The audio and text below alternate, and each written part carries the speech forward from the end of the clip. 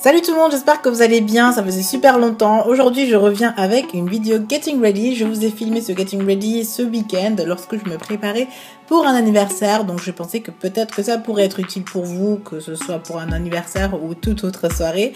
Donc je commence avec mon teint. En ce moment j'aime beaucoup mélanger mon fond de teint avec ma crème du jour et créer une sorte de bébé crème faite maison.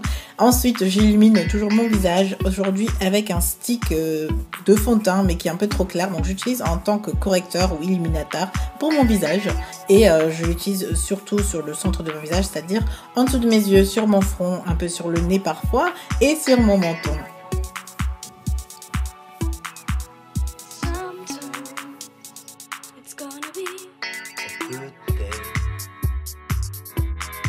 Ensuite, c'est l'étape des sourcils, ça ne change pas, donc comme d'habitude, un peu de crayon, un peu de fard et c'est parti. Et là, petite session danse comme d'habitude. Je pose une base à paupières, donc pour fixer le fard à paupières sur ma paupière que je vais étaler au doigt. Et ensuite, je vais créer une sorte de maquillage qui s'appelle, je crois, le maquillage sandwich. C'est-à-dire que vous placez deux couleurs sombres aux deux extrémités de vos yeux, de votre paupière, et vous mélangez les deux pour créer une sorte de, je ne sais pas, d'œil, mais avec le milieu très clair, enfin le milieu pas rempli en gros. Et moi j'utilise un crayon jumbo qui est très crémeux et ça me permet de l'étaler au doigt, c'est beaucoup plus simple à travailler pour moi, donc je l'applique, j'estompe au doigt ou parfois au pinceau. Ensuite, j'applique un fard neutre mais un peu plus clair au centre pour faire ressortir le milieu, la couleur qui n'est pas remplie en gros. Et lorsque j'estime que mes extrémités ne sont pas assez foncées, je réapplique un coup de ce super crayon ou ce super jumbo pour intensifier la couleur. J'estompe le bord avec un fard brun neutre simple comme la couleur de mes paupières pour effacer toute démarcation, pour ensuite donner un effet propre au maquillage.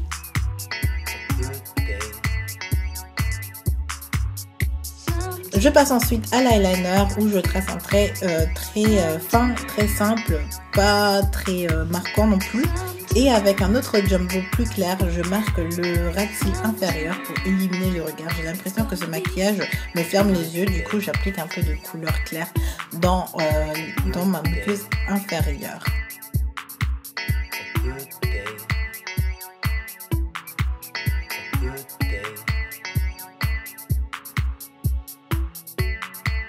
Un peu de blush, ce blush-ci vient d'une Glossy Box, je l'ai trouvé un peu trop clair, mais une fois appliqué, je trouve qu'il fait très naturel, je l'aime beaucoup, et un peu de contouring parce que je suis accro en ce moment, je ne peux pas me passer de ce contour stick, je suis obligée de le faire chaque fois.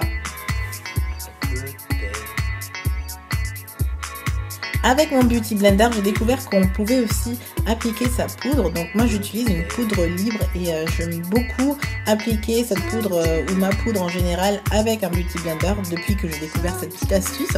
Ça te permet d'avoir un rendu super naturel, super léger aussi. Et on passe tout de suite aux lèvres où j'ai voulu quelque chose de naturel, de léger mais un peu coloré. J'ai du coup opté pour ce Moisture Stain de Revlon que j'adore.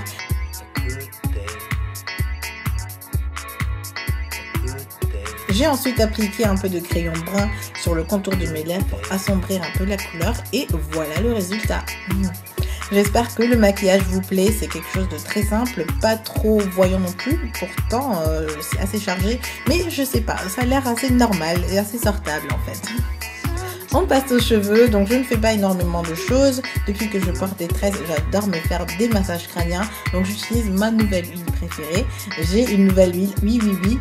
Je me fais un peu de massage sur mon crâne et en dansant, je trouve que ça me relaxe, ça me relâche la tension et ça me met de bonne humeur aussi. Pour ma tenue, je suis tout simplement fan, j'aime tout ce que je porte, c'est-à-dire mes bottes préférées de chez Zalando, ma paire de jeans préférée de tous les temps je crois, de Topshop, un débardeur tout simple, j'ai d'abord porté un blazer et ensuite par-dessus j'ai porté un trench, une sorte de manteau et un chapeau. Et voilà, j'en ai déjà fini avec mon Getting Ready, j'espère vraiment que ça a pu vous plaire, que ça a pu vous donner des idées si vous sortez un soir. Moi je vous fais plein de bisous et vous retrouve très vite, plein de bisous. Mouah.